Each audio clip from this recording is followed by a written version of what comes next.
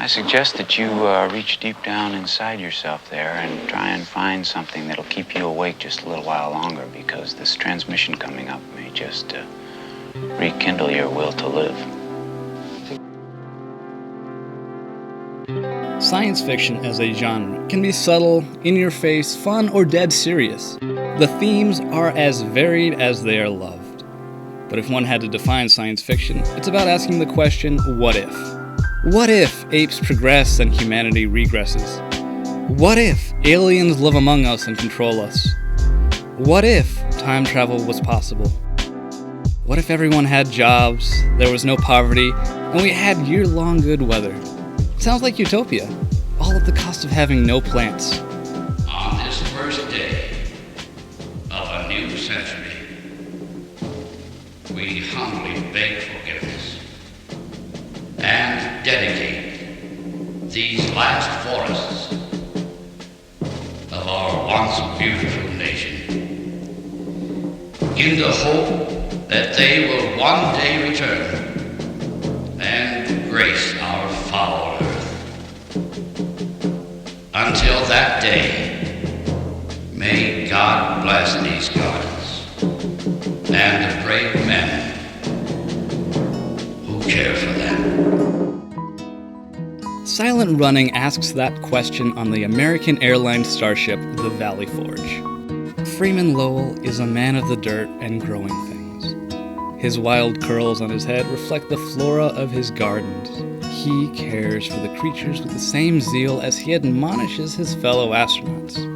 Lowell believes in the mission to reforest Earth. He will defend that dream. He is the guardian of his garden. His fellow astronauts are men of sterile metal and straight lines. They see the care and attention put into the plants as admirable, but they do not love growing things as Lowell does. Their home is not vibrant and green. It is temperate and full of entertainment. Their mission is to return to Earth. They care not for how they return. Why then they took this responsibility is unclear. It could be high pay. It could be they originally believed but lost motivation to time and boredom. In any case, they cheer when they hear orders to destroy the biospheres. They can go home. They can see their families. They can do something other than work, play cards, play pool, and buggy race. It's a clear victory for them. Now, there's no given reason to destroy the biospheres.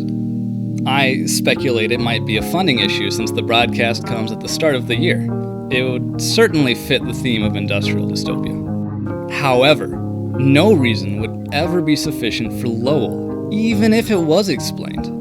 In that way, his actions to murder his co-workers seem insane. He's a madman protecting the forest from the destruction of humanity. Sound familiar? That's because it's the theme of Pocahontas, Avatar, Ferngully, and any fantasy world where elves protect the forests. But those stories are different. Humanity invaded those natures for resources, riches, or safety. In Silent Running, humanity has exiled nature to preserve it. And they did, for years. Then leadership weighed the costs and benefits, and nature apparently costs too much. Those who actually destroy nature aren't malicious. They simply have different goals. Their indifference gives them the ability to destroy. It's no accident that the sympathetic astronaut is the one Lowell kills by hand. His sympathy without positive action is useless.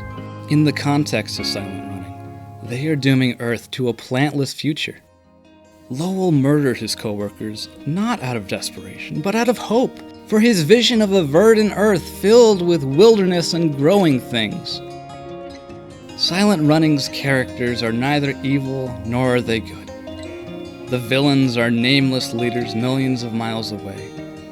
The characters are simply human, with soft spots and rough edges. Lowell may be the protagonist of his story, but so are the others. Their Earth is worth destroying nature, but their Earth isn't ours. Back when this came out in 1973, some claimed it was propaganda and an apologia for environmentalist terrorism. Silent Running's vision of Earth is so much milder than what's currently predicted with climate change. 75-degree weather year-round is a far cry from the blistering summers and harsh winters in recent years. This propaganda's warning is even more relevant today than in '73. I use the word biosphere in this video, even though it's never uttered in the movie. There's a scientific facility here in Arizona called Biosphere 2. I've visited a number of times, and each time left an impression of care and love. It's got a number of vibrant climates similar to Silent Running's domes. It's a fully functioning miniature version of Biosphere 1, Earth. Do you see where I'm going with this?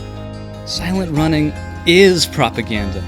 The Valley Forge contains the only living plants and animals known to humanity. So too is Earth, the home of the only living plants and animals known to humanity. The Valley Forge is just a scaled-down version of Earth. It's a warning of what happens when conservation takes a backseat to corporate decisions.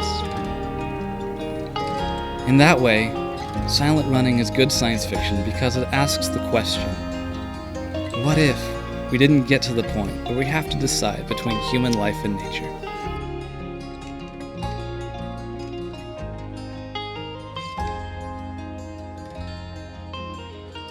Okay, now plant the tree.